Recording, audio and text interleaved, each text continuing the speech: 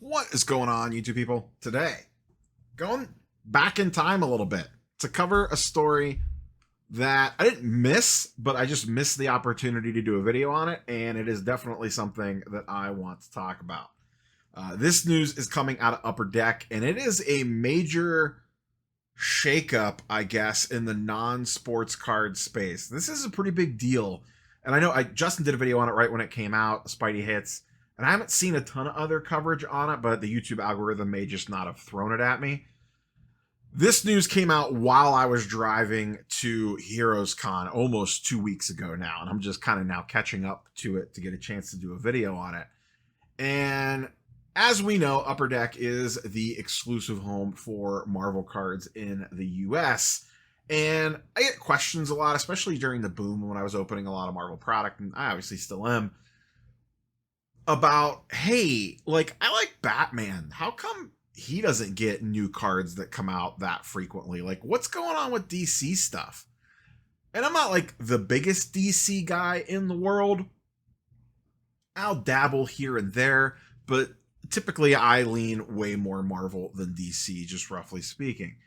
And quite honestly, there has not been a relevant DC trading card set in a very, very, very long time. There was that, I believe it was HRO, I think it was called, came out about a year or two ago, got a little buzz, and then kind of faded. But beyond that, there has not been much. There's those famous 90s junk wax boxes that I remember opening as a kid that no one really wanted back then, and no one kind of still really wants now. But they have not had a good and proper release in a while. Well, what happened a couple of weeks ago? Upper Deck announced that they have partnered with Warner Brothers to now collaborate with them to bring DC trading cards the justice that they deserve. I mean, there are some great characters over there. Like I said, I'm more of a Marvel guy, but there are a lot of fans for that property. So those will now be coming under the Upper Deck umbrella, and they even cite this is coming this fall/winter, starting this winter. And this is some crazy stuff when you really think about it. DC Annual, nothing crazy. You actually see preview images of it up there. That's kind of like their base entry-level set. Skybox Metal Universe Batman. That's massive. That means PMGs. That means you're going to get a Batman PMG, a Joker PMG, Harley Quinn, the massive Batman Rogues Gallery, Robin, Nightwing, perhaps. You know, who knows how long or how crazy this list could get. And this will be their first PMGs for a lot of these. Now, would they, I know in the Marvel releases, sometimes they get a little fast and loose with the characters that they include. You know, would they try to sneak a Superman in there? I hope that they don't. I honestly hope that they don't, and that they either save that for Superman's own or like a Justice League set or something along those lines. Like, really keep this Batman centric. You guys have never had a major release before. Let's keep this in the weeds as much as we possibly can.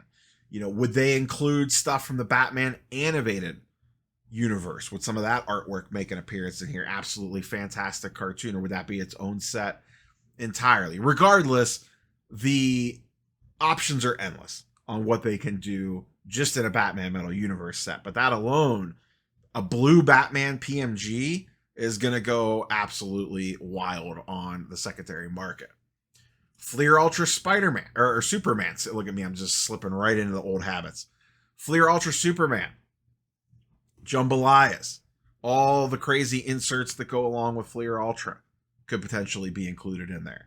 And once again, you have Superman, Supergirl, Lex, all the Rogues Gallery for Superman.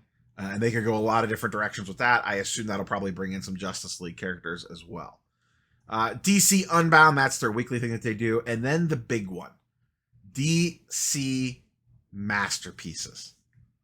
Now, obviously, Marvel Masterpieces is one of, if not the premier product released every single year, or not, I'm sorry, not every single year, every couple of years, that kind of takes over everything. The last one that released for Marvel, the Dan Dos Santos set about 2 years ago now, was an absolute, I was about to say masterpiece, no pun intended, but it was a fantastic set. gorgeous artwork. People loved it. Everyone ate it up.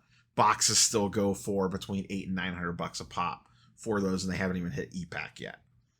The first DC masterpieces, if the artist is correct, could be absolutely crazy. Imagine what some of that stuff will go for. Those canvases and the Silver Spectrum autos and stuff, depending on who the artist is, and all the stuff that comes along with masterpieces will be absolutely wild. We haven't even got into the fact DC characters on sketch cards by a lot of probably very mainstream artists that people really like. So the possibilities are absolutely endless there. Now, that's what we know. Let's go into, let me get the tinfoil hat behind me and have a little chat. And I have no inside information on this at all. This is just pure speculation mode on my part. Is Upper Deck capable of keeping up production on Marvel and DC? Does Marvel view this as a, you're doing DC cards now, huh?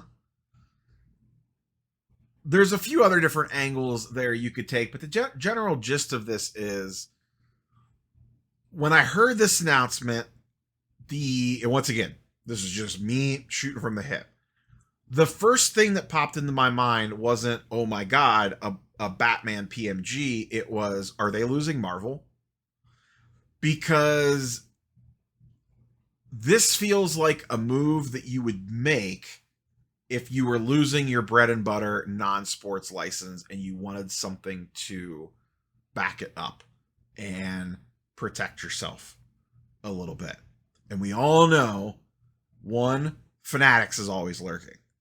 Two, Panini is lurking a little bit as well. You know, they all of a sudden have no real licenses. Boy, how would they like to be the people that get to produce Marvel cards? That would give them a massive niche that they could bank on when they really don't have anything right now, but they have the sets and the brands and all that stuff, the capabilities to put out a product like that, along with Fanatics as well. So, pure speculation on my part. I wonder if there is a little more to this story. And I wonder if the Marvel license is either in danger, already gone, or they're at least worried enough, that this being Upper Deck, worried enough to cover themselves in case it goes away. Because the only other really mainstream thing Upper Deck has is hockey. Now, they have a few other little odds and ends of things here and there, but hockey and Marvel are their two big, massive IPs that they have access to.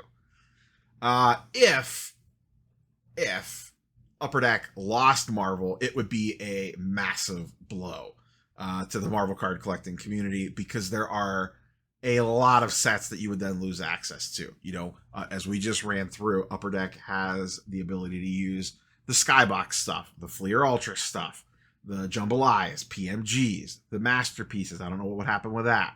And also e-pack. E-pack is Upper Deck's digital version / self-breaking, whatever you want to call it, platform. All the achievement stuff that goes in behind that has become a real staple of Marvel card collecting, and that is how a lot of people collect. If that suddenly went away, what would happen? So there's that aspect of it as well, outside of just losing access to the brands. Now, if it went to Fanatics, obviously, you would get the Fanatics brands associated with that. But I don't know that anyone out there is craving for it would be cool, but to me, when I think of tops, I think of base cards. I think of classic designs from when I'm a kid. And I don't know that I could imagine Wolverine being on a Topps Chrome card in the design of, pick some random decade of Topps. I don't think of inserts when I think of Fanatics. I just don't. I think of parallels off the base cards, but I don't think of inserts. And in Marvel cards, a lot of the inserts are really big chases, especially from some of the premier sets. Now, Prism, maybe a little bit. Could you see a color blast of Wolverine? People would lose their minds for that. I don't know how a downtown would work. Stained glass. You could see, you know, Panini has a little more history in cool insert chases in addition to design. You know, you could have a Prism Marvel and, you know, it basically kind of look like Marvel Platinum just did. It'd be very similar to that. And you could also spin that same thing forward. You know, Marvel Platinum would probably be very similar to what a Topps Chrome product would look like. Now, sidetrack. There is a rumor going around. I saw this posted on the Blowout forum that Topps Chrome Marvel is coming to the EU. Now, the licenses overseas are a little bit different, and this is pure rumors territory. It was a Blowout forum thread that some people commented on that Topps was going to bring Topps Chrome Marvel to the EU. So we could get a precursor for what this looks like. If Topps Chrome EU happens, Topps Chrome Marvel EU happens, I am sure boxes will make their way stateside. I am sure it will be at least a product of curiosity, if nothing else, and perhaps a very in-demand product. Remember how the Disney cards did that released as an EU exclusive. People really went crazy for those when that came out. So really great news from Upper Deck getting DC. That is absolutely awesome to see. I'm excited to see what this product looks like. I am excited to open some of this product. But I am definitely doing the, once again, I say it all the time, the Winhurst emoji. You know, the why would they do that? You know, actions speak louder than words, and their action was to go out and get a massive IP. And on its face, it just could be a, hey, you know, we want a DC to go along with Marvel. Now we have all our bases covered. Great.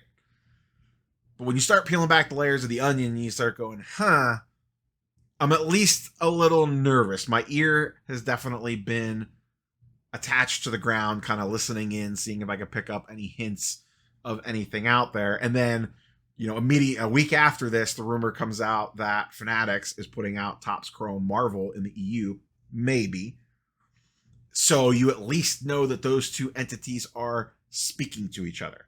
And I'm sure Fanatics, who does not really have a face of the franchise for non-sports, would absolutely adore the face of the franchise being Marvel cards and the massive collector base that goes with it. I really don't know how I would feel if it switched. I would probably feel a little, I'd be very much wait and see. Upper Deck has not been perfect by any means, but generally speaking, I like what they have done. There's some things I'd obviously like to change if I could, but for the most part, they put out pretty cool cards on a lot of stuff that they do. So that is all I got for you, boys and girls. As always, curious for your thoughts and comments down below. Is this just them adding to the arsenal, or do you feel there is a little more to this story? Peace.